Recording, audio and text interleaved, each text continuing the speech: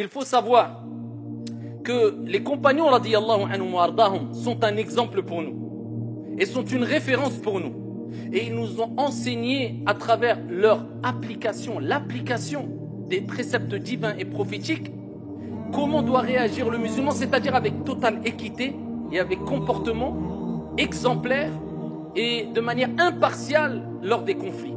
Alors il nous est rapporté un texte où Ali ibn Abi Talib radiyallahu anhu warda, Ali, qui était Amir al-Mu'minin, prince des croyants à son époque. Vous imaginez, là on parle du gouverneur.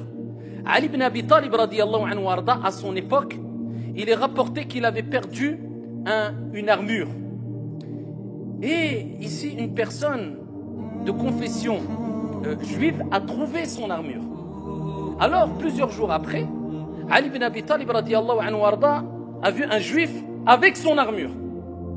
Et il a reconnu son armure. Il est parti le voir. Il dit, cette armure, elle m'appartient. Le juif, il a dit, non, elle ne t'appartient pas. C'est moi qui l'ai trouvée, elle est dans mes mains. Pourquoi elle t'appartiendrait? Il dit, c'est à moi. Il dit, non, c'est à moi. Il dit, non, c'est à moi. Qu'est-ce qu'ils ont dit? Eh bien, on va renvoyer l'affaire à un juge.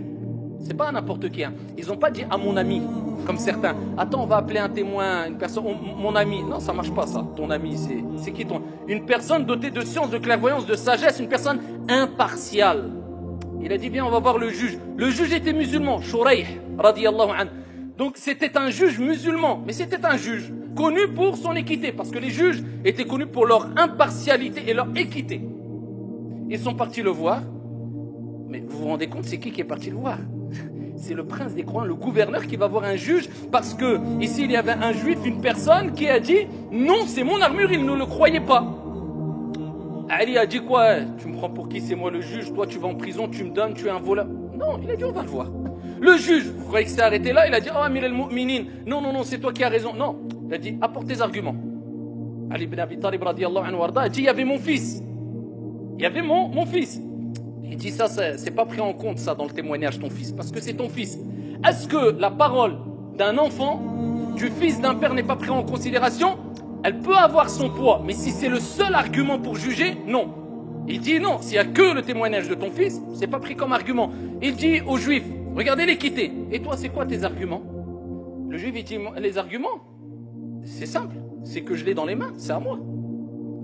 Et le prophète alayhi salam nous a enseigné cela. Il dit al-bayyina ala man idda'a. Celui qui prétend, c'est à lui d'apporter sa preuve. Il dit moi je l'ai dans les mains. Lui il dit que c'est à lui d'apporter ses preuves, c'est pas à moi. Regardez l'équité. Shurayh a dit va-t'en, il a à toi le bouclier. Amir al-Mu'minin, le prince des croyants, le juge qui est un rang en dessous du prince des croyants. Eh bien le juge dit toi je considère pas que c'est ton bouclier ou bien ton armure, tu pars. L'équité. Il est rapporté que cet homme juif, quand il a entendu ça, il a été étonné, choqué, époustouflé. Il se dit comment ça? Le prince des croyants musulman qui va voir un juge musulman qui, moi, je ne suis pas de la même confession, et il me donne raison à moi. C'est quoi cette équité? Et j'ai vu les arguments, c'est vrai que quand on regarde de manière apparente, les arguments sont plus forts de mon côté, alors que lui, il savait pertinemment qu'il l'avait trouvé. Il dit, j'atteste que cette religion est vraie, wa ashhadu an la ilaha illallah wa anna Muhammadan Rasulullah. J'atteste qu'il n'y a de divinité qu'un Dieu unique et que Mohammed est son envoyé. Il est rapporté qu'il a embrassé l'islam parce qu'il a été pris d'émotion de par la partialité, le comportement impartial plutôt, et le fait d'agir avec autant d'équité. Il a été étonné. Et il est rapporté que Ali a dit écoute, je t'excuse, je prends même ce bouclier qui je suis persuadé m'appartient, je considère que c'est le tien, je te le donne et je te rajoute un cheval.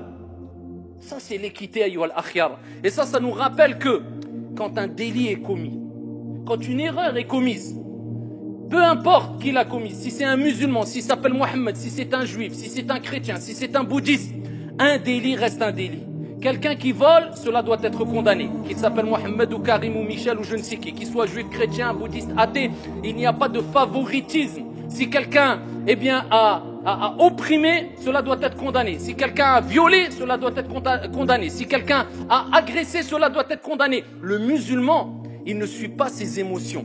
Il suit la justice et l'équité comme Dieu lui a ordonné dans le Coran al-Karim, même s'il doit témoigner avec équité vis-à-vis de lui, walau ala anfusikum, awil walidain, envers ses parents, wal aqrabin envers sa famille proche. Ça c'est l'islam, ça c'est l'équité.